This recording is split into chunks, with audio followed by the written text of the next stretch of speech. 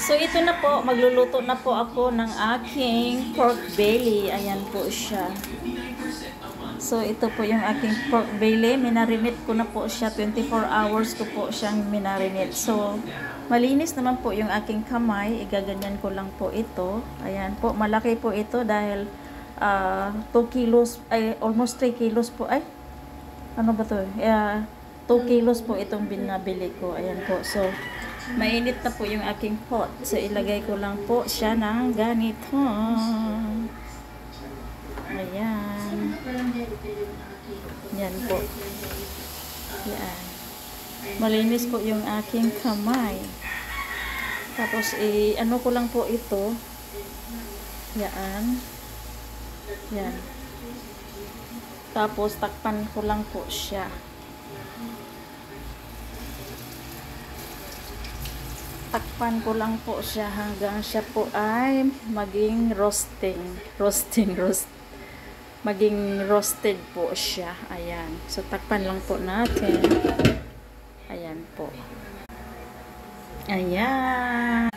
Hintayin lang po natin hanggang siya po ay maging crispy. Ayan.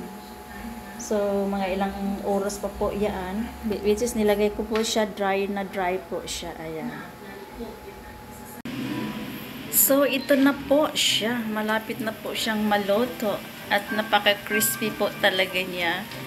Lulutuin ko pa po siya ng konti para yung kanyang skin ay maging crispy. Ayan po. So, siguro mga 15 minutes more para maluto po talaga siya. Ayan. Stay tuned. So, ito na po siya. Yung aking roast chicken, sorry, is roast pork, and which is very yummy, mga palangga. Ayan, so this is my lunch for today. Ayan, so kain po tayo. Ito po yung aking lunch ngayon. Ayan po, kung makikita nyo po, yan. Ayan, yummy. Napakalambot po niya. Minarinate ko lang po siya sa Himalayan salt and black pepper, and what else I put it. And yeah, I think that's all because I'm in keto diet, so I only this kind of ingredients ay kailangan kong ilagay at hindi ako pwede sa mga high carbs na ngayon. So ito po yung aking siguro mag 24 hours intermittent fasting po ako sa food po na ito. Ayan.